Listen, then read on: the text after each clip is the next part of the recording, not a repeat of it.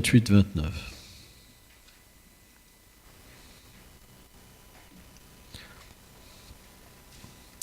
Vasudeva Palaveda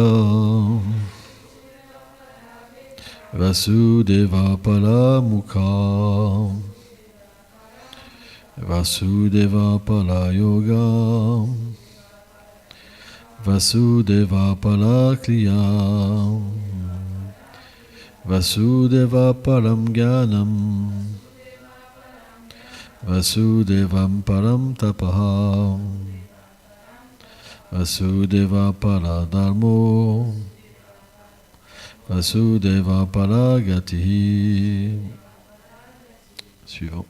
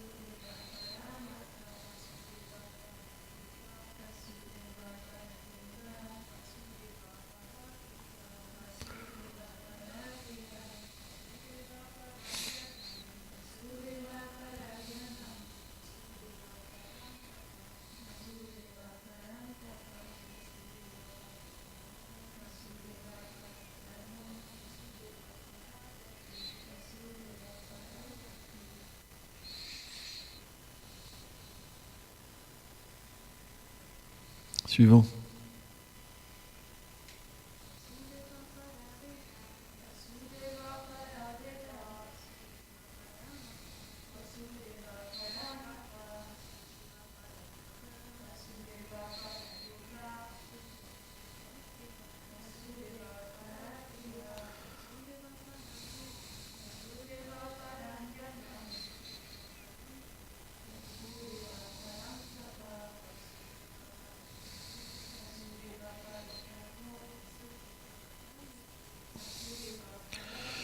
Traduction. Les cérémonies rituelles prescrites dans les Védas culminent dans l'adoration du Seigneur Vasudeva. Les sacrifices sont destinés à son plaisir. Le système du yoga a pour but l'union avec lui. Et tous les devoirs sont accomplis pour sa satisfaction. De cette manière, tous les savoirs, les sacrifices, les austérités, les actes de piété, les actions charitables, etc., ont pour but final le Seigneur Vasudeva. Commentaire. Srila Vishvacharya Thakur pose cette question. Mais les ancêtres et les demi-dieux sont considérés comme dignes d'adoration par les Védas. Qu'est-ce qui ne va pas avec eux? En réalité, le but des Védas est d'amener les êtres à Krishna. Vedesha salvem ham eva vebhyo. Bhagavad Gita 15-15. Certains versets sont maintenant cités pour appuyer cette vérité. Srimad Bhagavatam 11.14.3. Le Seigneur dit: au cours du temps, mes paroles transcendantales qui formaient les Védas furent perdues durant la dissolution de l'univers. Au commencement de la création, je transmis moi-même cette connaissance à Brahma, dans lequel j'enseignais comment une âme peut me rendre un service d'amour. Srimad Bhagavatam 11, 21, 42, 43. Les Védas dans le Karma Kanda m'ont pour objectif, moi le Seigneur suprême, à travers tous les devoirs socio-religieux. Dans le Deva Kanda, il me déclare comme la suprême déité de toutes les déités, à travers les mantras ou incarnations, et dans le Gnana Kanda, il m'établisse comme l'ultime réalité. Mais la vraie signification de ces mots, nul ne la connaît, excepté moi-même. En décrivant les rites sacrificiels, les Shrutis me présentent comme le seul Seigneur de tous les sacrifices, et par des raisonnements, ils déterminent mon existence dans l'univers comme l'âme suprême Paramatma, omniprésente et l'univers en moi. Par conséquent, rien ne peut exister indépendamment de moi. La somme et la substance des Védas sont cela. Au commencement, les Védas ont essayé de me maintenir à travers des mots, sous l'influence de Maya, mon énergie illusoire. Et finalement, rejetant le culte du monisme non différencié, ils ont établi mes formes, mes qualités, mes actions et mes demeures transcendantales comme le but ultime, et sont par conséquent dotés de félicité éternelle. C'est donc les personnes qui ne connaissent pas le but des Védas, qui adorent les ancêtres et les demi-dieux. Mais un autre doute pourrait alors apparaître. Mais ne voit-on pas clairement que les Védas recommandent les sacrifices et les pratiques du yoga? Ceci est vrai. Donc là, il y a une citation du Srimad Bhagavatam, 4, 29, 48. Comment ceux qui sont sans clairvoyance spirituelle sur la compréhension des caractéristiques transcendantales du Seigneur Janardhan peuvent-ils connaître le plus haut but de la vie? Leur intelligence est obscurcie par l'empreinte pareille au brouillard. Pour cela, ils considèrent les Védas comme donnant simplement le karma kanda, et par conséquent, ils ne peuvent réaliser le principe de la réalité transcendantale. Fin de la citation. Ainsi, selon les paroles du grand sage Narada, les sacrifices et la pratique du yoga ne sont pas le but des Védas. Le Seigneur lui-même dit « Dharmam yasyamam atmakam » Je suis moi-même les principes religieux énoncés dans les Védas. Srimad Bhagavatam 11, 14, 3. C'est pourquoi ceux qui chantent les noms du Seigneur, Hare Krishna, Krishna Krishna, Hare Hare, Hare Rama, Rama Rama, Hare Hare, et qui ont développé la dévotion pour lui, sont considérés comme ayant accompli toutes les injonctions des Écritures védiques, puisqu'ils ont compris leur essence et ont atteint leur but. Bon, on va s'arrêter là. C'est assez philosophique parfois. Hein? Omagana timilandasya ganam jalam shalakaya shakshulumelitamina tasme shigulave nama nama om vishnu padaya krishna pestaya bhutale shrimate bhaktivedanta swamiti namine namaste sarasvati devi goravani prachaline nirveshesha sunivadi prachachari chataline. Pourquoi les Vaishnavas parlent avec de l'érudition, alors que finalement notre philosophie est très simple en fait, c'est une philosophie d'amour? C'est parce que le sentimentalisme ne permet pas simplement d'attirer le Seigneur suprême. L'amour pur, il y a une connaissance aussi. Par exemple, qu'est-ce qui nous permet de discriminer ce qui est bien et ce qui est mal? C'est la connaissance. De la même manière, les gens dans ce monde, ils appellent kama, la concupiscence, l'amour. Mais ce n'est pas l'amour. Donc pour pouvoir discriminer, aller vers l'amour, on a besoin de connaissance. Et donc en premier, cette connaissance, elle établit le Seigneur en tant que le suprême. Celui qui contrôle tout, celui qui est à l'origine de tout. Et celui qui obtient cette connaissance, naturellement, il y a une discrimination. Il comprend que ce n'est pas les ancêtres qui sont l'origine de tout, que ce n'est pas les demi-dieux qui sont l'origine de tout, mais c'est Vasudeva. Et que naturellement, puisqu'il est l'origine de l'intelligence, puisqu'il est l'origine de tous les fruits, automatiquement, il est celui qui reçoit toutes les adorations. Donc la conclusion des Védas, c'est celui qui adore Krishna, qui chante son nom. Il a compris l'essence de toutes les Écritures. Vous comprenez ce principe? Parce que si vous adorez l'origine, vous adorez toutes les branches. Et la différence des branches, par exemple dans ce verset du 11e chant, Krishna a dit « J'ai donné le savoir à Brahma au début de la création ». Et Brahma l'a donné à ses différents fils. Parce qu'ils avaient des qualifications différentes, dès le début, ça a été interprété. C'est là que l'action intéressée est née, la voie de la connaissance est née. Mais c'est simplement Narada Muni, en fait, parce qu'il était un pur dévot, et qu'il est manifesté dans l'univers comme un pur dévot constamment pour recevoir ces connaissances, qui peut donner ce savoir. C'est pour ça que Narada Muni est le deuxième chaînon, le deuxième chaînon de notre filiation spirituelle. Brahma, Narada et après Vyasa. Et c'est pourquoi notre filiation spirituelle a comme pour but l'adoration de Vasudeva. Parce que si on adore Vasudeva, naturellement, c'est comme un arbre, si vous mettez l'eau à la racine, l'arbre entier en profite. Mais alors on pourrait se dire, quel est le mal d'adorer une des nombreuses branches? On peut très bien adorer, par exemple, les demi-dieux, puisqu'ils sont des dévots du Seigneur, etc., etc., etc.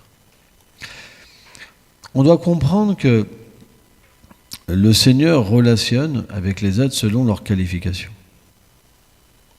Et si vous adorez naturellement une personne qui n'a pas de qualification pour comprendre le cœur du Seigneur suprême, vous ne pourrez pas rentrer dans l'intimité du Seigneur suprême. Vous ne verrez simplement qu'un aspect de grandeur. Les demi-dieux souvent relationnent avec Dieu à travers ses pouvoirs. Donc, si vous passez par un demi-dieu pour comprendre le Seigneur suprême, il va vous expliquer et vous donner ce qu'il comprend, pas plus ni moins. C'est pourquoi, naturellement, dans notre compréhension spirituelle, on doit approcher une personne que le Seigneur a révélé ses intentions. C'est quelque chose qui est, très important.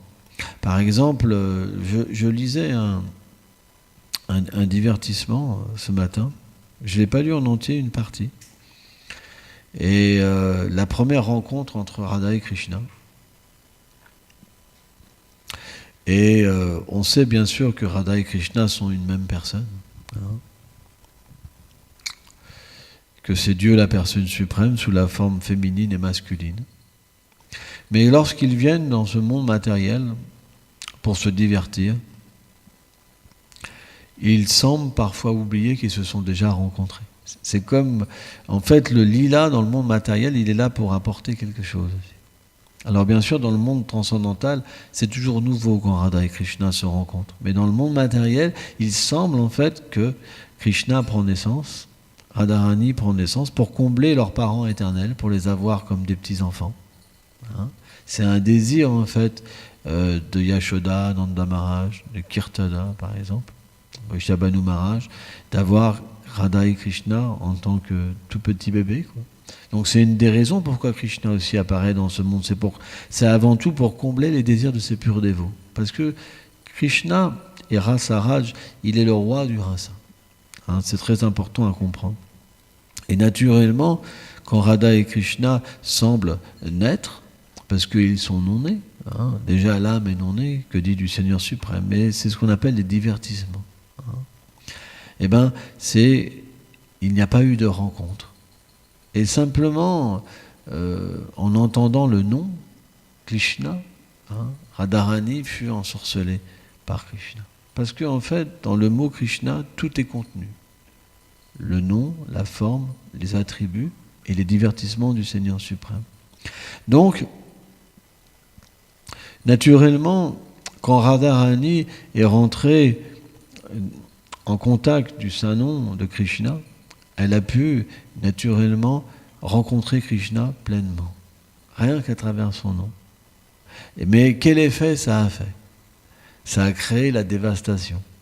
Parce que bien qu'elle ait rencontré Krishna sous la forme de son Saint-Nom, elle est devenue encore plus attirée par Krishna et elle est devenue encore plus désireuse de rencontrer Krishna.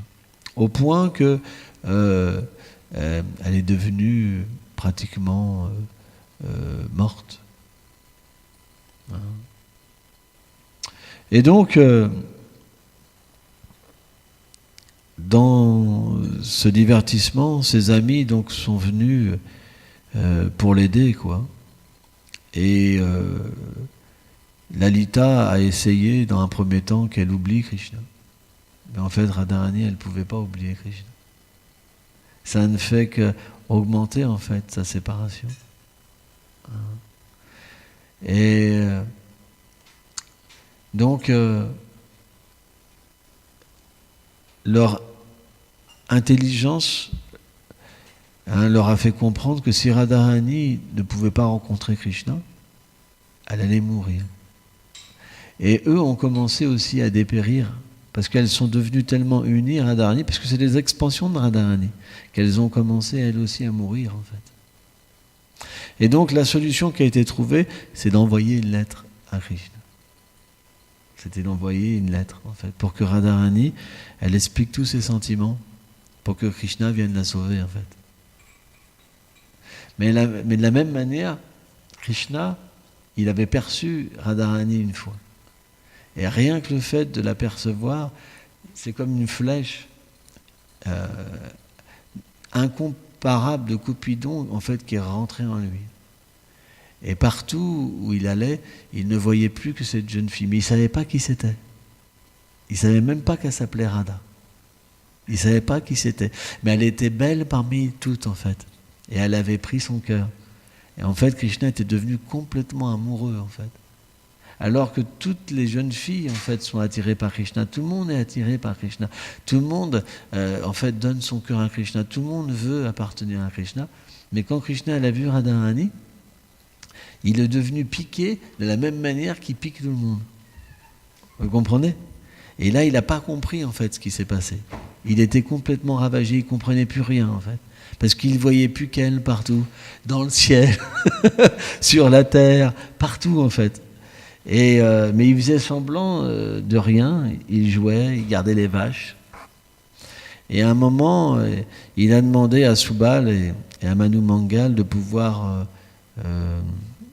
être avec lui. Et il a donné comme excuse de pouvoir visiter un peu la forêt, quoi. Et dès qu'il a commencé à être dans un endroit en fait solitaire, en fait son sourire est parti, sa brillance de ses yeux est partie. Et il est devenu comme presque un cadavre en fait, Krishna, de séparation. Et là, Subal et Manu Mangal, ils ont eu peur, quoi. Toi, ils ont eu peur parce que, comment dire. Alors c'est expliqué de cette manière-là, bien sûr. On sait que Subal est une manifestation du cœur de Srimati Radharani, donc c'est des associés extrêmement intimes en fait. Mais c'est expliqué comme ça, l'auteur a expliqué ça comme ça pourrait être expliqué autrement. Hein. Mais l'auteur explique ça comme ça, Shivaram Maharaj. Et donc, ils ont été complètement dévastés aussi, quoi.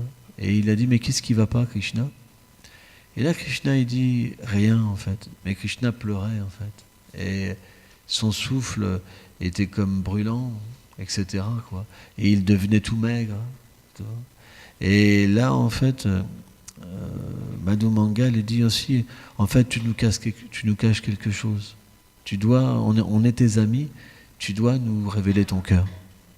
Moi, je suis un brahmana expert, par mes mantras, je peux tout résoudre. Et en fait, Krishna, il s'est blotti en fait contre Madhu Mangal. On sait que Madhu Mangal, il est un peu potelé. Hein. Et il a commencé à expliquer qu'en fait il a vu une fille et depuis il est perdu en fait. Il est perdu dans un océan de séparation. Il ne sait plus quoi faire, il ne sait plus vivre, il ne sait plus manger, il ne peut plus rien faire. Il est perdu en fait. Il ne sait plus quoi faire. Il va simplement mourir s'il ne la rencontre pas. Et donc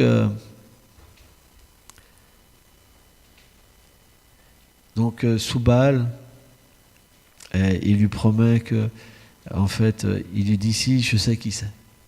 Il n'y a qu'une personne qui est aussi belle.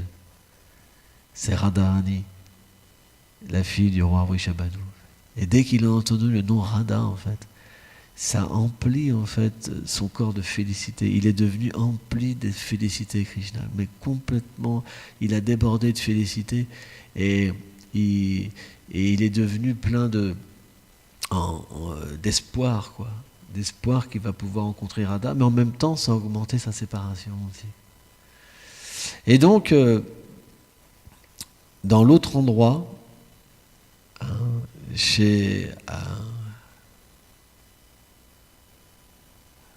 donc là où Srimati Radharani était, à Javat,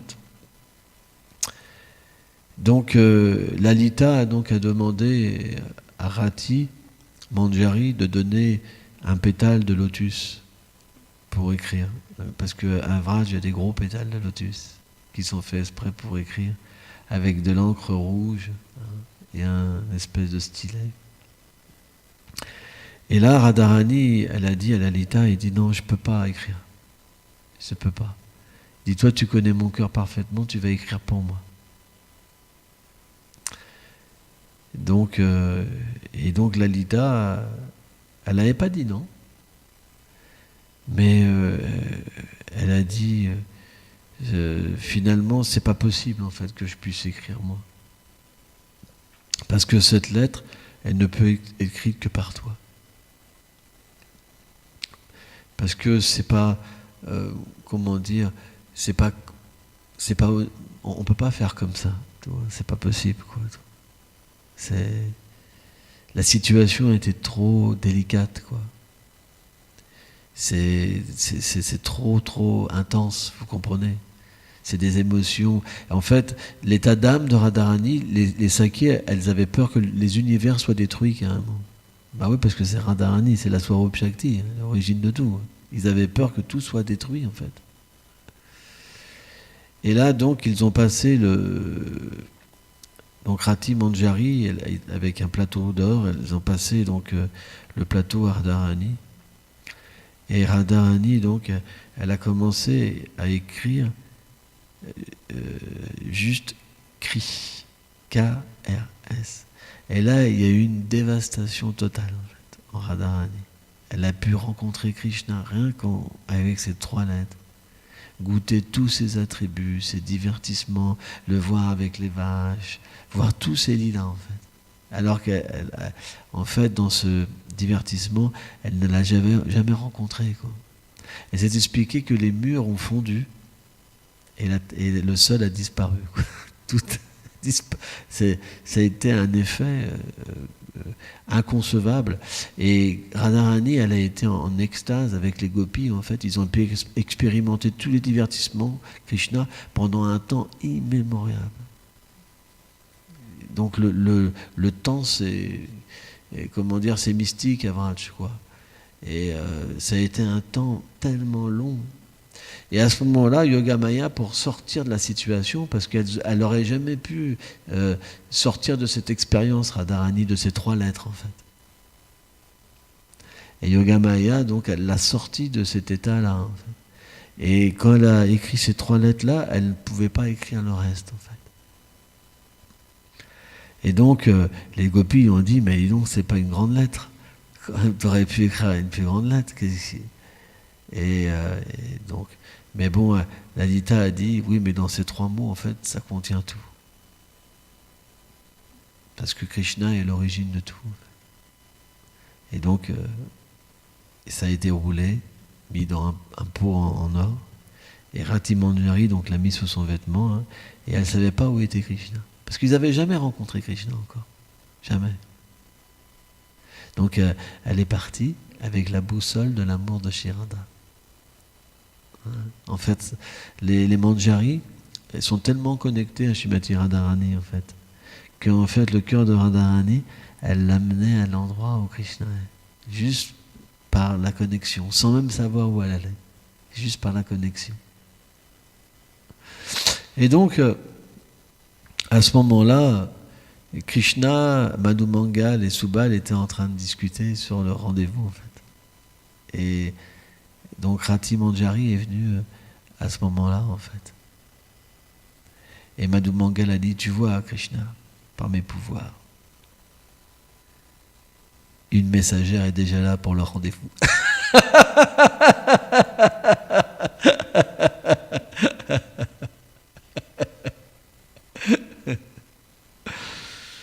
Et donc, Krishna a glorifié Srimati Radharani. Et il lui a demandé à Rati Manjari qu'est-ce qu'elle faisait, comment elle était, parce qu'il posait des questions.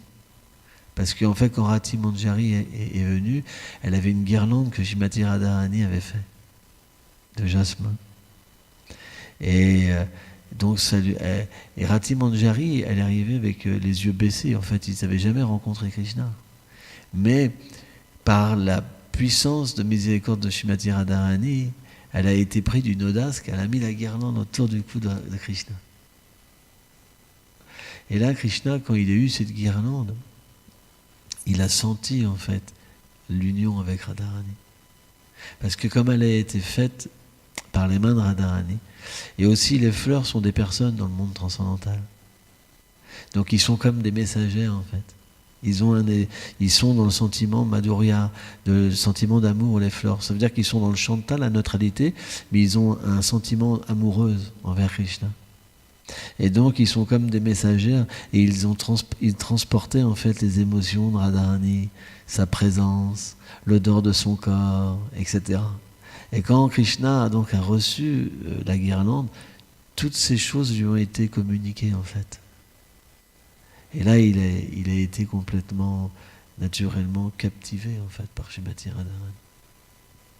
Et donc, il a posé des questions à Rati Manjari pour savoir qu'est-ce que faisait Srimati Radharani. Et là, Rati Manjari a commencé à expliquer la condition extrême de séparation que Radharani, en fait, dans quelle situation elle était, quoi. Que ses yeux, en fait, pleuraient constamment, qu'elle devenait maigre, toute maigre, en fait. Que de son souffle, c'était comme du feu, quoi. Ça séchait tout, quoi.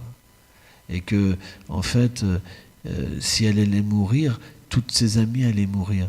Et c'est la chose que Radharani ne voulait pas. Elle peut supporter sa propre mort, mais pas celle de ses amis. Et elle suppliait, en fait, Krishna de venir la délivrer, en fait, de la sauver, en fait, et de sauver ses amis. Et donc là, c'était un cas extrême.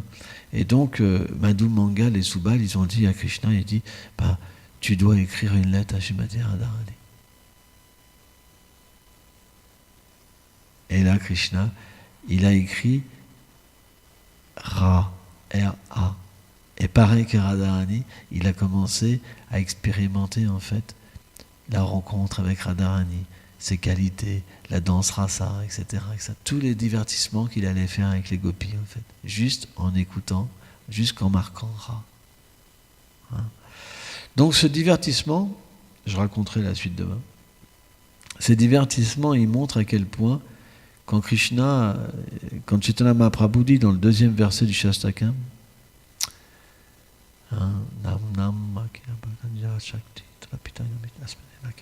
que tout est dans le Saint-Nom. Mais à cause d'offenses, on ne peut rien goûter. Voilà ce qu'expérimente Radharani. Quand elle chante un demi-nom Krishna. Nous, quand on fait Hare Krishna, Krishna Krishna, Hare Hare, Hare Rama, Rama Rama, Hare Hare, il y en a tellement en fait. Et on ne goûte pas une saveur, rien. Ni la forme, ni les attributs, ni les divertissements. Il y a un problème. C'est pourquoi que ce divertissement-là, il est particulier, parce que quand on médite dessus, il nous donne envie de goûter le Saint-Nom.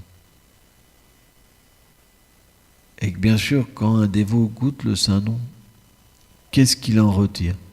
C'est pas qu'il veut se gratifier les sens avec Krishna, c'est qu'il est préoccupé par la séparation et la rencontre de Radha et Krishna. Parce que Hare, c'est Radharani, Krishna, c'est Krishna. Donc le Mahamantra, il révèle simplement l'union et la séparation, notre position dans cette union et cette séparation.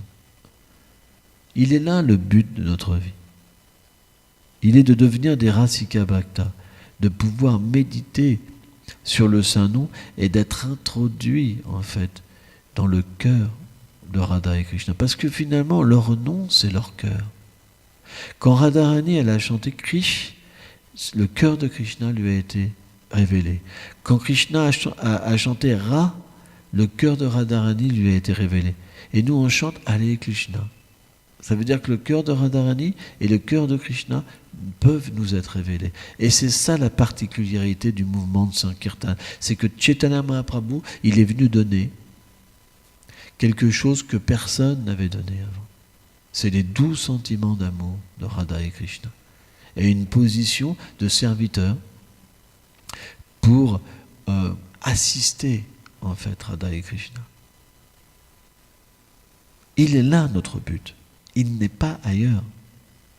Tout le reste, Vasudeva, par exemple, ce verset, et ces versets expliquent que tout le reste c'est fait pour nous amener un jour sur cette plateforme. C'est pour ça que Krishna il dit Bahunam Jamante. Après des millions d'existences, quand une personne comprend que je suis le Seigneur, il s'abandonne à moi. Mais l'abandon, c'est le début. Le but, c'est d'être, comment dire, concerné par Radha et Krishna. Et on ne pourra pas retourner au monde transcendantal à moins d'avoir ce désir-là. Donc en ce moment, est-ce que vous avez ce désir-là? Vous comprenez? Donc il faut progresser. Par exemple, ce matin, on chantait Vibhavali Shesha Aloka Plavesha Nidrachali Hoto Jiva Bolo Hari Hari Mukunda Murari Rama Krishna Hayagliva. Mais en fait, c'est un chant tellement merveilleux. Parce que dans les kunj, dans les bosquets de Vrindavan, quand Radha et Krishna sont réveillés, les perroquets, en fait, de Radha et Krishna chantent les gloires de Radha et Krishna. Et quand on chante de cette manière-là, on donne, en fait, du plaisir à Radha et Krishna.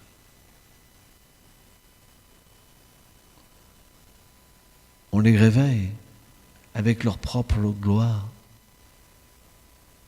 Ça leur donne du plaisir. On doit entrer dans la rasa. Le Mangalarti, c'est une des choses les plus puissantes. Quelqu'un qui ne comprend pas le sens du Mangalarti, il ne peut pas progresser. Réveiller les déités Radha et Krishna en chantant Vibhavali Shesha, c'est tellement rasique, c'est tellement élevé. C'est ce que font les gopis dans les kunj tous les matins, en fait. Le temple, c'est pas un endroit ordinaire. Je vois par exemple parfois les dévots, moi je souris, ils ont leur petite déité chez eux et c'est leur Krishna. Mais en fait, ils comprennent simplement ce que Krishna veut leur révéler. Ça va pas plus loin. Mais là, on n'est pas sur cette plateforme-là. On est à Vraj. C'est pas pareil. C'est pas le même niveau. On n'est pas en train de vouloir avoir une relation comme ça, tout seul avec Radha et Krishna. C'est pas notre but. Ça, c'est un certain niveau. Notre but, c'est d'assister les Vrajbasi, les habitants de Vrindavan éternel. C'est d'être introduit. Et c'est très important. Quand on chante le mantra le matin, notre japa, c'est juste pour ça qu'on devrait chanter. Vous ne progresserez pas spirituellement sans ça. Et vous serez là en train de vous lamenter, j'ai pas de goût, j'ai pas de ceci, j'ai pas de cela. On doit être sérieux dans notre pratique. On doit avoir un moment dans la journée où on oublie tout. Il faut tout oublier. Je ne suis pas une femme, je ne suis pas un homme, je ne suis pas marié, j'ai pas d'enfant, j'ai pas de richesse, j'ai pas de place dans ce monde. On s'absorbe simplement et on pleure. On pleure pour que Radha et Krishna, pour que Mahaprabhu, que notre filiation spirituelle sous leur refuge, on puisse être introduit. C'est très important. Parce que si on pratique de cette manière-là tous les jours, notre vie va changer. Notre façon d'utiliser les choses va changer. On ne sera pas attaché. On trouvera les plus beaux objets de ce monde comme des tigresses qui veulent nous avaler. On trouvera pas la joie dans ce monde. On pleurera simplement pour être dans ce monde de l'amour. Parce que le monde matériel, il n'y a pas d'amour. C'est tellement ridicule, c'est tellement petit.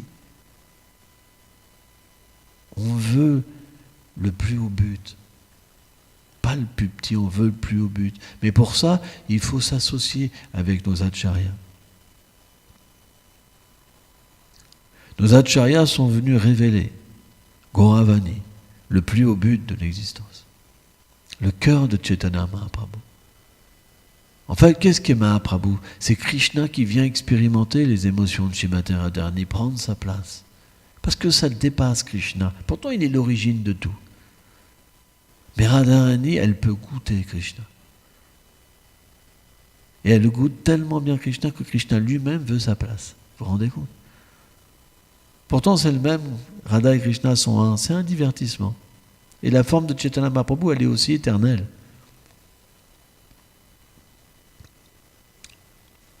Donc, on est dans une voie, mais tellement intime, personne ne peut comprendre ça. Là, les gens, ils sont simplement attirés par les planètes édéniques, les énergies. Mais tout ça, ça n'a rien à voir avec le royaume de l'amour. Alors, bien sûr qu'on ne comprend pas ce qu'est l'amour. Quand ça nous touche, c'est un plus grand amour, c'est un plus grand bonheur, ça nous dépasse à un certain niveau, mais c'est tellement insignifiant. C'est tellement insignifiant. Et pourtant, l'expérience du Brahman, par exemple, mais pour quelqu'un qui n'a rien expérimenté, c'est quelque chose d'inconcevable. Au point que quelqu'un peut renoncer à tout, à toute expérience dans ce monde. Même la vie sexuelle, ça devient perverti. Même l'expérience du Brahman. Une personne est complètement dégoûtée même de la vie sexuelle. Parce que la vie sexuelle, c'est kama, c'est la concupiscence. L'âme n'a pas besoin de cette vie sexuelle. L'âme n'a pas besoin de satisfaire les organes génitaux. Le corps externe, c'est simplement dû aux activités passées qu'on le reçoit. Mais si on devient une âme libérée, on accepte le corps simplement jusque le temps qu'on le quitte pour retourner au royaume du Seigneur suprême. On n'a pas besoin de ces activités.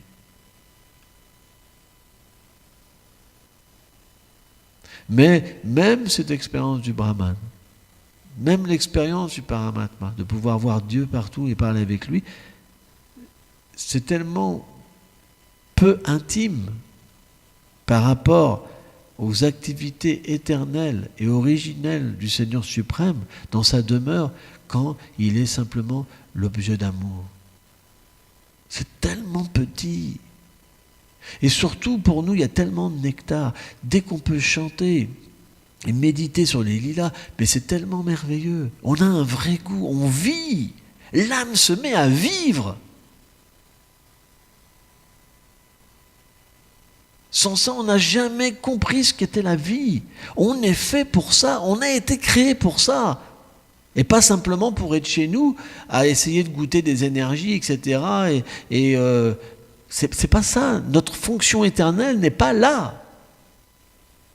On a une forme, on a un nom, on a des attributs, on a une place dans les divertissements du Seigneur suprême. C'est ça notre but. Et ça nous a été donné simplement par le chant. Le chant peut tout révéler. Il peut tout donner. C'est juste une question de foi. Mais on ne doit pas mettre le chant en seconde position. Parfois, je vois les dévots. Ils délaissent le chant. Dès que je vois ça, je dis, celui-là, il est déjà tombé, c'est question de temps. Dans 6 mois, 1 an, 2 ans, il ne sera plus là. Jamais on doit délaisser le chant. Le chant, c'est notre priorité. Surtout. Si quelqu'un délaisse le chant, il est déjà tombé. Il s'est déjà écarté de la plus haute réalité. Parce que dans cet âge, le Seigneur vient sous la forme du nom pour se donner lui-même, pour se révéler. C'est extrêmement miséricordieux, mais il faut être dans une filiation spirituelle authentique pour comprendre la signification du nom. Il y a ce fameux exemple par exemple, d'un enfant, d'un adolescent qui avait été initié par un gourou. Et le gourou lui avait dit, c'est la chose la plus secrète. Et il est sorti, l'enfant.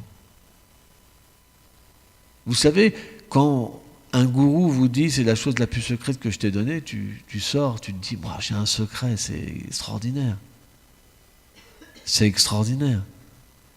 Et puis il a commencé à voir des pêcheurs qui jetaient leurs filets en chantant Hare Krishna. Là, il a commencé à avoir un doute. Des pêcheurs, vous savez, quelqu'un qui est un pêcheur, c'est pas quelqu'un qui est très évolué. C'est des bas métiers, quelque part, pêcheurs. C'est des gens qui n'ont pas fait des études, etc., vous comprenez. Il a vu des femmes battre le linge et chanter le nom. Il a vu même des enfants en train de jouer chanter le nom. Et là, il s'est dit, attends, qu'est-ce que m'a dit mon gourou? C'est pas possible. Ça peut pas être la chose la plus précieuse quand même. Donc il est venu voir le gourou, il était plein de doutes et complètement confus. Et là, le gourou, il lui a donné une pierre philosophale. Et une pierre philosophale, ça peut changer le fer en or. Donc pour un matérialiste, c'est super précieux. Imagine, t'as une fortune illimitée, quoi. Mais si tu connais pas ce que c'est la pierre philosophale, tu penses que c'est une pierre. Donc il a été voir ces 3 personnes sous l'ordre du gourou. Il lui a pas dit qu'est-ce qui allait se passer. Parce que le maître spirituel, c'est pas forcément qu'il révèle tout. Il donne le moyen pour qu'une personne puisse prendre conscience de la situation et de ce qui lui a été donné. Et donc là, il a été voir les enfants, et les enfants lui ont dit, on peut peut-être jouer avec. Donc il est parti, en voyant vraiment qu'ils étaient ignorants. Les femmes, elles ont dit qu'on va peut-être battre le linge avec. Et les pêcheurs mettent la pierre au fond du filet pour qu'il descende plus vite. Et donc il est revenu voir son gourou. Alors qu'est-ce qu'ils t'ont dit? Le gourou a demandé. Donc il a expliqué. Il dit, tu vois, c'est la même chose avec le Saint-Nom. Tout le monde chante le Saint-Nom. Tout le monde. Mais à moins d'avoir la connaissance, il ne se révèle pas. C'est pourquoi les Védas expliquent qu'à moins de recevoir un mantra d'une des 4 filiations spirituelles autorisées dans cet âge, le mantra n'a pas d'effet. Il peut simplement amener une personne au niveau du Brahman, impersonnel, mais pas plus. Donc, de la même manière, toute cette connaissance qu'on reçoit, bien que c'est facile, si on n'a pas la connaissance, on ne peut pas avoir la facilité d'obtenir les choses.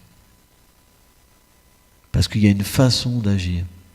Par exemple, Chaitanya Mahaprabhu, il est Trinadapi Sunishina Talorapi Saishuna, il a dit, sans cette attitude d'humilité, de tolérance et d'offrir son respect sans vouloir en avoir en retour, on ne peut pas chanter. Donc il y a une connaissance à avoir. C'est pourquoi que bien qu'on ait des personnes extrêmement simples, on veut l'amour, mais on comprend que l'amour, il peut être obtenu à travers la connaissance aussi. C'est pour ça qu'il faut les deux. On ne peut pas être simplement sentimentaliste, il faut aussi la connaissance. Et les deux sont la combinaison parfaite. Merci beaucoup.